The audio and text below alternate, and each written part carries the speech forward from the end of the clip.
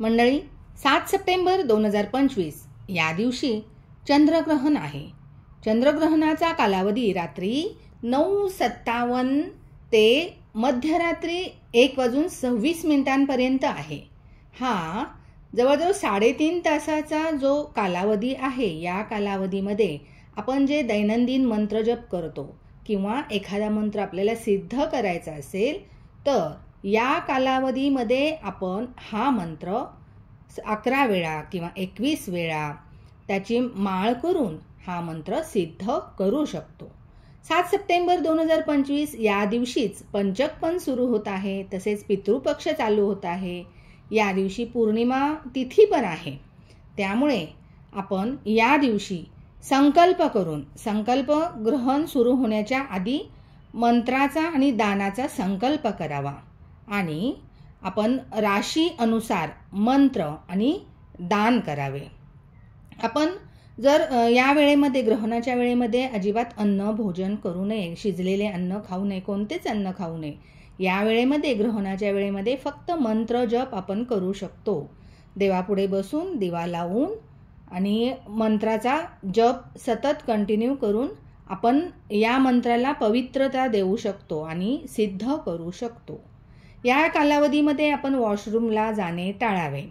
ग्रहणाच्या सुरुवातीला आपण स्नान करू शकतो. गंगाजल आपल्या आंघोळीच्या पाण्यामध्ये थोडेसे टाकून त्यावेळी स्नान करावे आणि मंत्रजप करून झाल्यानंतर जेव्हा ग्रहण संपेल त्यानंतरही स्नान नक्की करावे.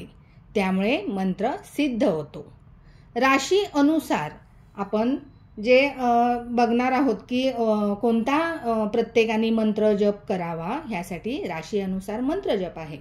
मेष राशीला जो मंत्र आहे तो ओम नमः शिवाय या मंत्राचा 11 किंवा 21 वेळा जप करावा व्यक्तीने आणि चंदन किंवा दूध किंवा तांदूळ यांचे दान करावे.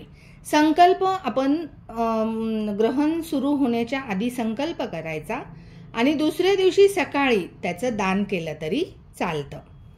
तसंच आता मेष राशीनंतर वृषभ राशीसाठी मंत्र आहे ओम श्राम श्रीम श्रोम सह चंद्राय नमः. हा चंद्राचा मंत्र आहे. या मंत्राचा जप करावा व्यक्तीने आणि संकल्प केल्याप्रमाणे दूध किंवा चांदी या गोष्टीचे दान दुसऱ्या दिवशी करावे.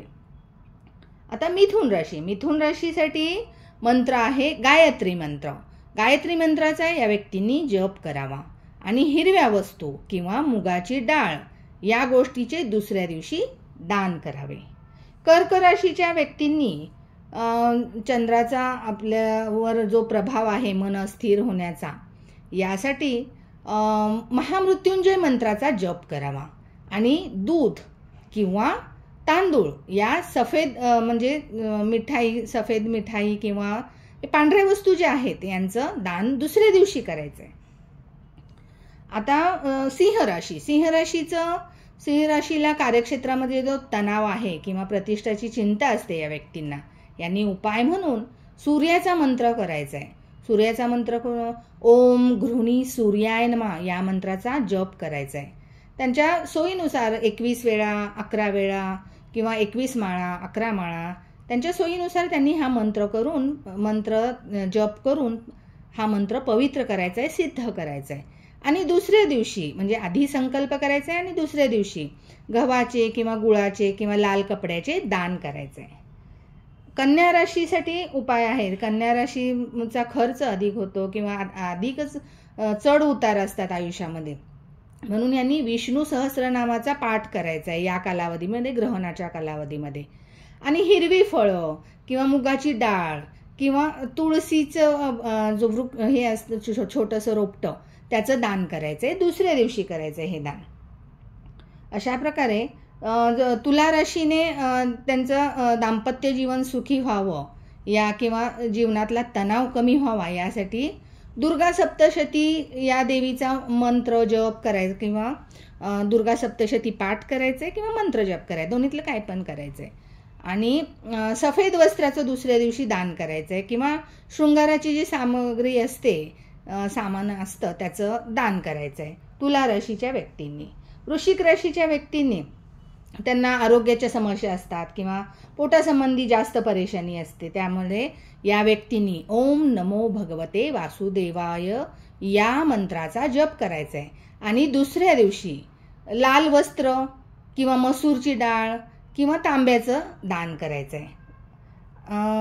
धनुराशीच्या व्यक्तींनी भाग्य थोडंसं बाधित होतं किंवा त्यांच्या यात्रा जो आहे, प्रवास आहे, त्या थांबलेले असतात.